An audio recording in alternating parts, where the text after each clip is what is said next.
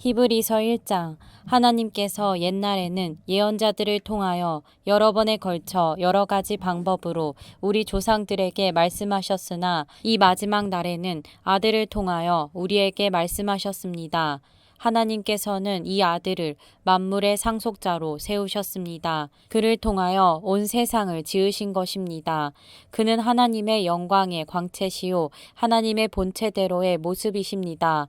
그는 자기의 능력 있는 말씀으로 만물을 보존하시는 분이십니다. 그는 죄를 깨끗하게 하시고 높은 곳에 계신 존엄하신 분의 오른쪽에 앉으셨습니다. 그는 천사들보다 훨씬 더 높게 되셨으니 천사들보다 더 빼어난 이름을 물려받으신 것입니다. 하나님께서 천사들 가운데서 누구에게 너는 내 아들이다, 내가 오늘 너를 낳았다 하고 말씀하신 적이 있습니까? 또 나는 그의 아버지가 되고 그는 내 아들이 될 것이다 하고 말씀하신 적이 있습니까? 그러나 자기의 맏아들을 세상에 보내실 때에는 하나님의 천사들은 모두 그에게 경배하여라 하고 말씀하셨습니다. 또 천사들에 관해서는 성경에 이르기를 하나님께서는 천사들을 바람으로 삼으시고 시중꾼들을 불꽃으로 삼으신다 하였고, 아들에 관해서는 성경에 이르기를 하나님 주님의 보좌는 영원 무궁하며 공의의 막대기는 곧 주님의 왕권입니다. 주님께서는 정의를 사랑하시고 불법을 미워하셨습니다. 그러므로 하나님 곧 주님의 하나님께서는 주님께 즐거움의 기름을 부으셔서 주님을 주님의 동료들 위에 높이 올리셨습니다 하였습니다. 또 이렇게 말하였습니다. 주님께서는 태초에 땅의 기초를 놓으셨습니다. 하늘은 주님의 손으로 지으신 것입니다. 그것들은 없어질지라도 주님께서는 영원히 존재하십니다. 그것들은 다 옷처럼 낡을 것이요 주님께서는 그것들을 두루마기처럼 말아 치우실 것이며 그것들이 다 옷처럼 변하고 말 것입니다. 그러나 주님께서는 언제나 같으시고 주님의 세월은 끝남이 없을 것입니다. 그런데 하나님께서는 천사 가운데서 누구에게 내가 내 원수들을 내 발 아래에 굴복시킬 때까지 너는 내 오른쪽에 앉아 있어라 하고 말씀하신 적이 있습니까? 천사들은 모두 구원의 상속자가 될 사람들을 섬기도록 보내심을 받은 영들이 아닙니까? 히브리서 2장. 그러므로 우리는 들은 바를 더욱 굳게 간직하여 잘못된 길로 빠져드는 일이 없어야 마땅하겠습니다. 천사들을 통하여 하신 말씀이 효력을 내어 모든 범행과 불순종하는 행위가 공정한 갚음을 받았거든 하물며 우리가 이렇게도 귀중한 구원을 소홀히 하고서야 어떻게 그 갚음을 피할 수 있겠습니까? 이 구원은 주님께서 처음에 말씀하신 것이요 그것을 들은 사람들이 우리에게 확증하여 준 것입니다.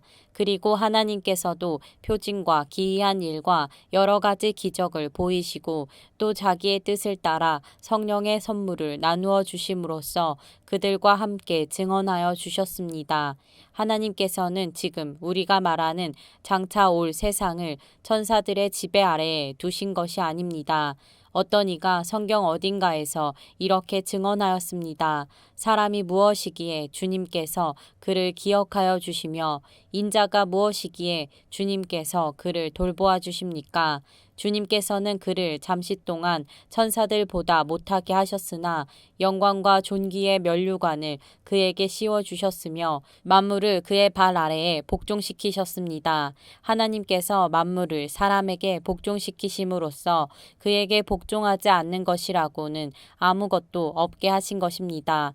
그러나 지금 우리가 보기로는 아직도 만물이 다 그에게 복종하고 있는 것은 아닙니다.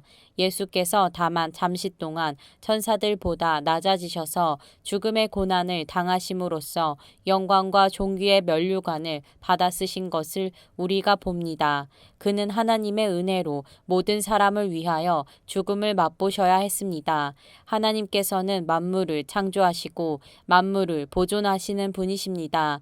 그러므로 하나님께서 많은 자녀를 영광에 이끌어 들이실 때에 그들의 구원의 창시자를 고난으로써 완전하게 하신다는 것은 당연한 일입니다. 거룩하게 하시는 분과 거룩하게 되는 사람들은 모두 한 분이신 아버지께 속합니다. 그러함으로 예수께서는 그들을 형제 자매라고 부르시기를 부끄러워하지 않으셨습니다.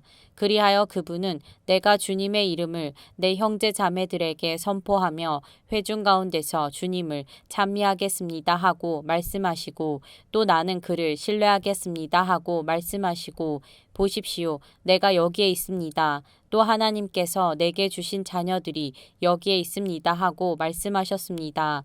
이 자녀들은 피와 살을 가진 사람들이기에 그도 역시 피와 살을 가지셨습니다. 그것은 그가 죽음을 겪으시고서 죽음의 세력을 쥐고 있는 자, 곧 악마를 멸하시고 또 일생 동안 죽음의 공포 때문에 종노릇하는 사람들을 해방시키기 위함이었습니다. 사실 주님께서는 천사들을 도와주시는 것이 아니라 아브라함의 자손들을 도와주십니다. 그러므로 그는 모든 점에서 형제 자매들과 같아지셔야만 했습니다. 그것은 그가 하나님 앞에서 자비롭고 성실한 대제사장이 되심으로써 백성의 죄를 대신 갚으시기 위한 것입니다. 그는 몸소 시험을 받아서 고난을 당하셨으므로 시험을 받는 사람들을 도우실 수 있습니다. 히브리서 3장. 그러므로 하늘의 부르심을 함께 받은 거룩한 형제자매 여러분, 우리가 고백하는 신앙의 사도요 대제사장이신 예수를 깊이 생각하십시오. 이 예수는 모세가 하나님의 온 집안에 성실했던 것과 같이 자기를 세우신 분께 성실하였습니다.